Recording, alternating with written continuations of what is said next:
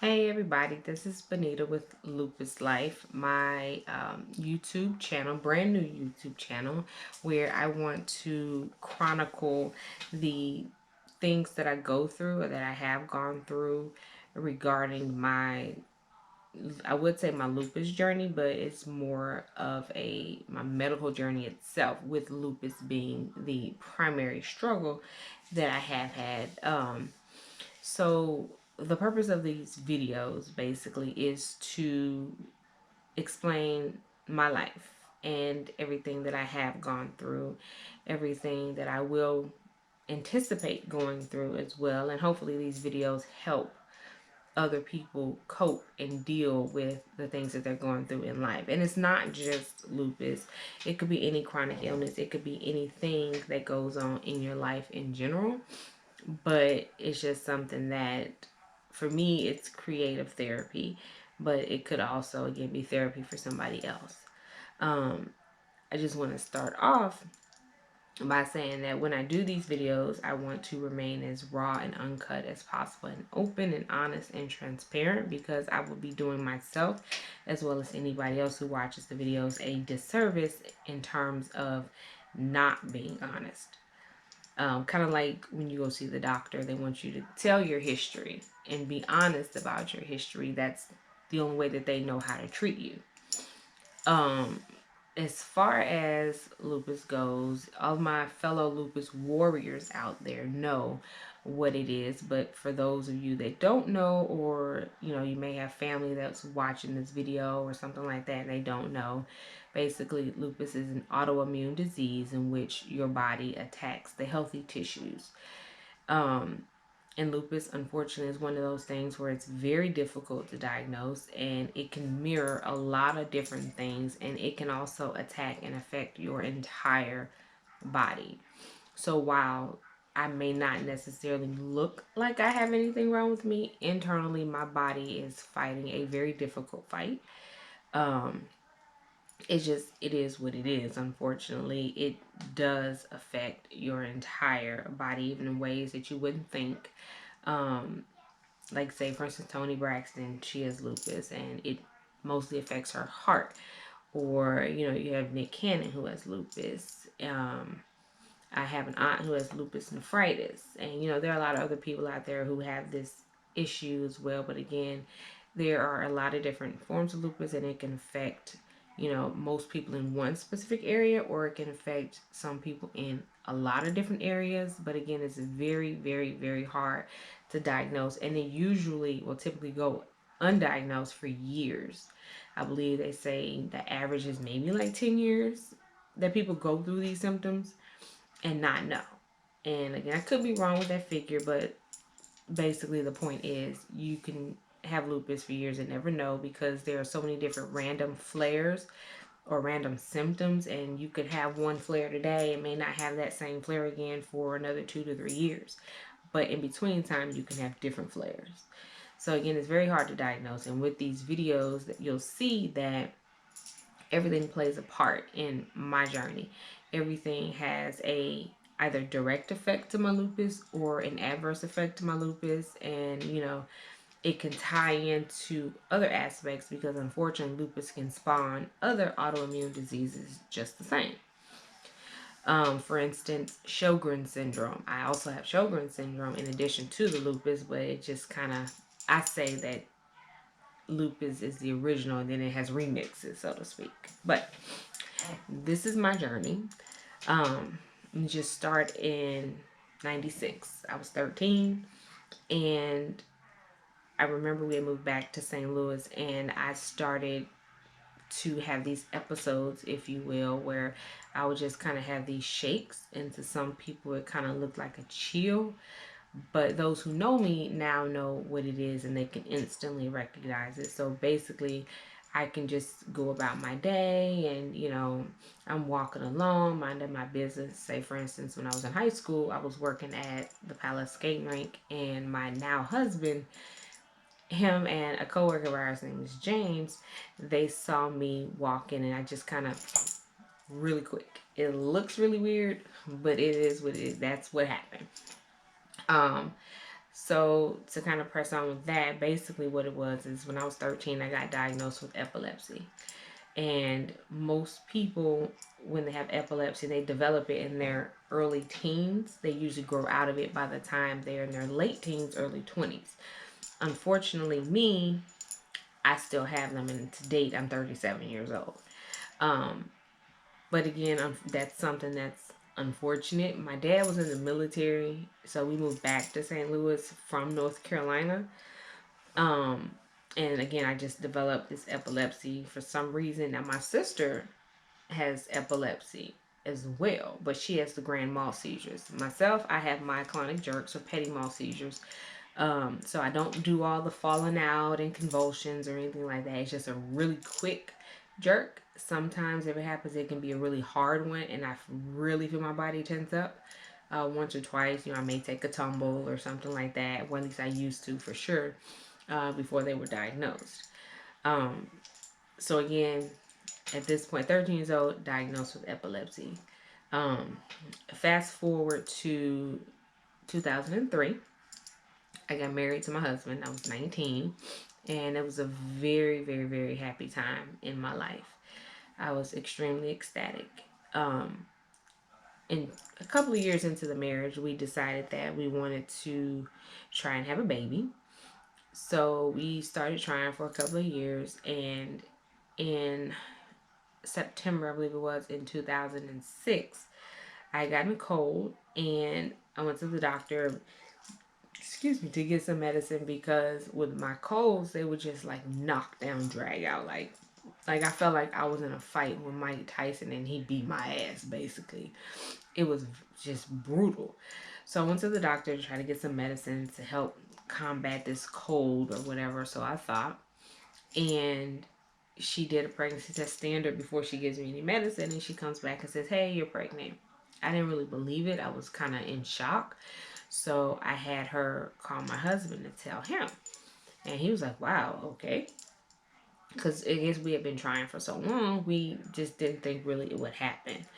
So I found out, like I said, I was pregnant in September or so. I went to my first OB appointment in October, and I was happy, but I just don't recall being like over the moon excited. So I went to this appointment, me and my husband both, and only for the doctor to say, "Unfortunately, you are pregnant. However, you're going to miscarry." So of course that was like somebody just threw a whole ton of bricks at my chest. My heart just sank. Like, what do you mean? And I'm not an emotional person, but I did shed a couple of tears at that point. But emotionally, I just couldn't process it. So I really couldn't process it when she told me that, "I know that this is going to be difficult, but we want to see if you're going to pass this on your own." So I just, I didn't get it. I was like, "What do you mean I'm going to pass this on my own?" I just couldn't wrap my head around the fact that she's telling me that you're pregnant, but you're going to miscarry. I just didn't get it. I had never heard of such a thing before. I've heard of people miscarrying before. Like, they don't expect it, but it happens. Um, so went on about my life. I didn't know how to go about my life at that point, though. I didn't know, am I able to lift things? Am I able to lift heavy boxes? Or, if I want to have a drink, can I have a drink?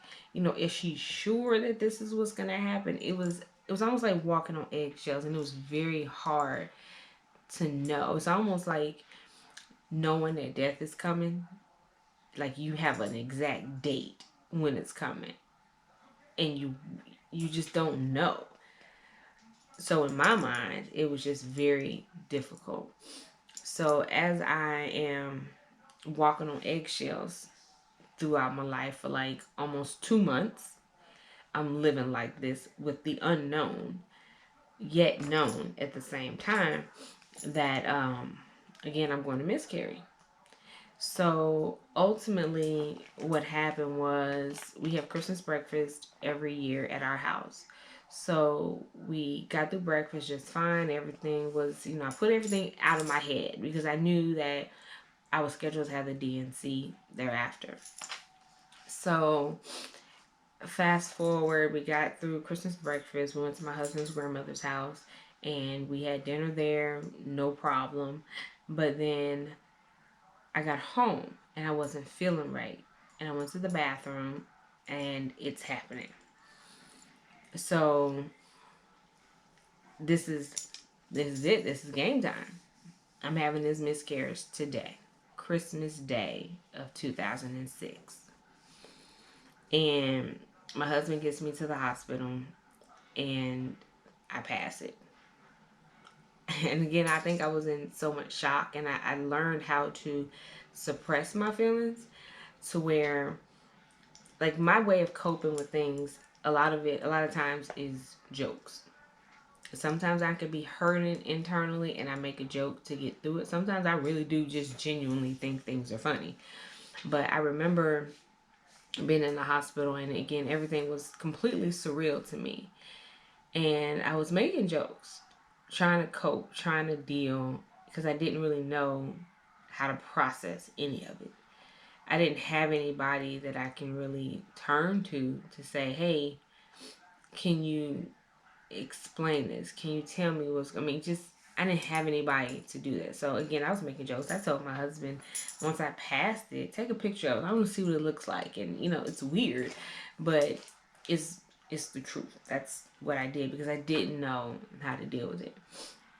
Once they discharged me the next day, I went home and I told my husband I didn't want to be around anybody. I didn't want to see anybody at that time. But my mother, being the person that she is, she's very concerned or whatever. And I can't blame her because she's my mother. And whenever you are a parent, the thing that you want to do most for your child is to take away any hurt, any pain that they may feel. Um, so that's what she wanted to do, but she showed up at my house. And in hindsight, I was finally recently able to tell her this and let her know that while I love her for being there for me, I felt like it was a complete violation of my space. I felt like it was a complete violation of my request. And I felt like she stole my moment to grieve. And as difficult as it was for me to say that to her, it was the truth.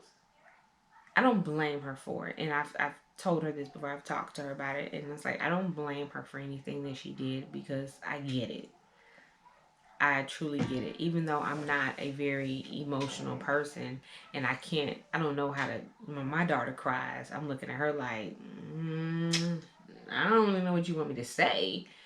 I don't know how to deal with it. But deep down inside, I really truly do want to take that pain away from my daughter. But, so I get why my mom did it. But at the same time, that was a hindrance to me being able to grieve for whatever it is that I just went through. And for years thereafter, I would not acknowledge at all the fact that I had a miscarriage. I'm sorry, I would not acknowledge that I lost my baby. I would only address it as I had a miscarriage. I had a miscarriage. That was it. And at the same, like shortly after, maybe like within a week, not even a week of me having this miscarriage, my sister, my oldest sister, comes to me and she says, I'm pregnant. Wow, I was super excited for her. Super excited for her. Deep down inside, I was crushed.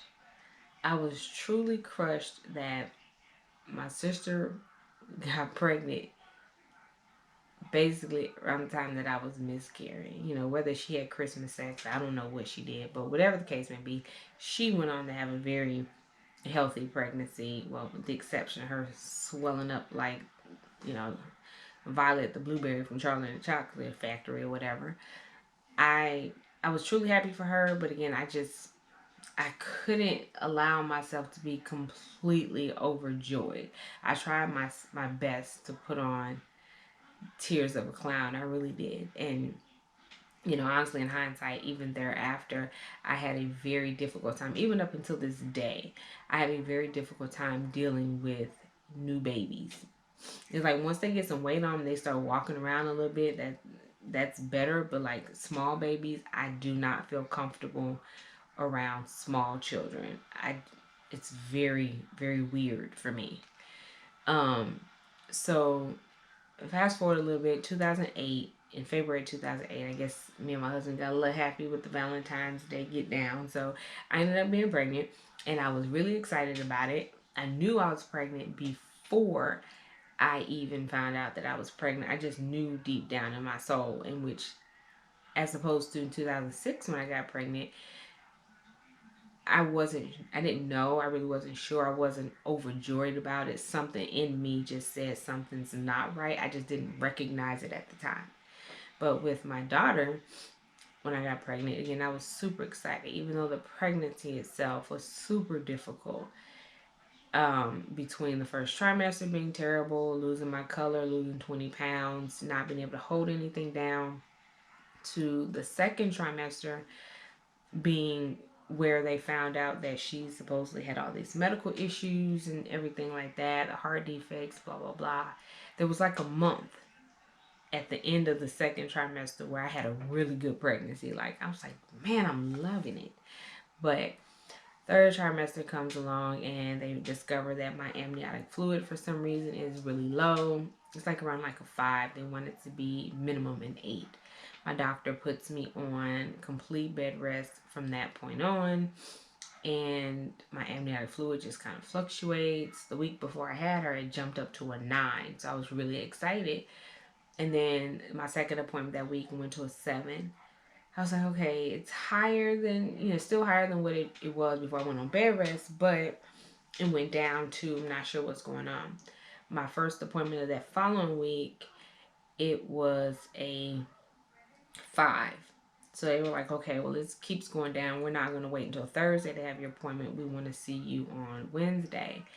Well, by Wednesday was the day of that appointment. My husband normally goes to all of my appointments with me, and he could not make that one. So my second oldest sister, Christina, ended up coming with me to this appointment, and she felt slighted a little bit because basically when I went, my fluid level was at a 3. They decided to induce me at that point, and ultimately I had to have emergency C-section because it was all bad. My husband did make it. But back up just a little bit, I ended up getting diagnosed with gestational diabetes while I was pregnant, like a lot of women, however. Um, Only difference with me is it never went away. So jumping back to the C-section, I had the C-section, and she ended up going to the NICU basically because they had already told me prior to giving birth that she was going to have heart surgery and go, the children's, which I was really, really nervous about that part though, because I said if my child has to have heart surgery, am I going to be able to have this, or am I going to have this baby by, have vaginally, or am I going to have a C-section? And because I don't want to be at one hospital and my baby has to be at another hospital.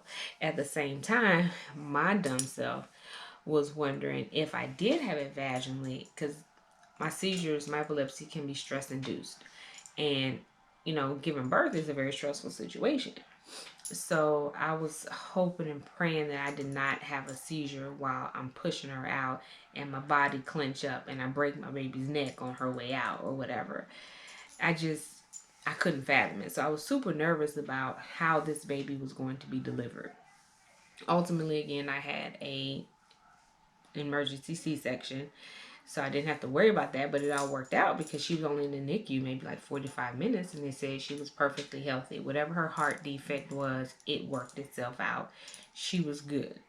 So again, at this point, I've had an epilepsy diagnosis at 13, got married, very happy time, had a miscarriage on Christmas Day of 2006, got pregnant, difficult pregnancy, gestational diabetes, emergency C-section, baby's healthy. But after I had my daughter, I went through this postpartum baby blues where I felt no real emotional connection to my child.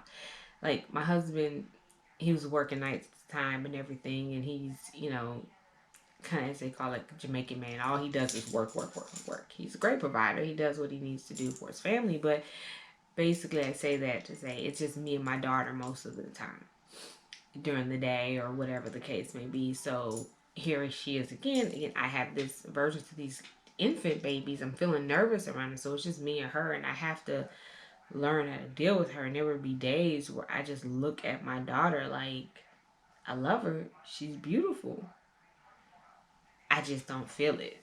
I felt nothing. As excited as I was to have her, I felt nothing when I looked at her. It's it's sad to say, and I don't feel like that now. I'm still not really an emotional person, but I love her dearly. I love her to pieces. I go all the way across the world for her. But again, looking at her when she was younger, she was a great baby though. Like she didn't cry only when she was hungry or anything like that, which she got that from Christina. She gets hangry. But initially, for like about maybe the first 6 months, I didn't feel anything. I felt nothing. And I felt terrible. I felt like a horrible, horrible mother for months. And that's not something I told many people about, but I felt absolutely terrible about it. But the reality of it is that's what happened. Um, After I had my daughter, in addition to all of that, I started to go through all these different, things such as all this different fatigue, extreme fatigue. I went through all this random pain. I just didn't know what it was. My knees would give out, my bones would ache, my hip would hurt, or stuff like that. It was just really weird how these things would happen. And it was just very awkward to me. Like I would break out in like these unexplained rashes and stuff like that, and I just didn't know what it was. But the rashes would only happen like in the summertime. And I went to my doctor trying to figure out what in the world it was, because I actually thought that one time we went on a trip to the Ozarks as a family, like the entire family, and I just knew that the house that we rented, the Airbnb we rented, that they had bed bugs.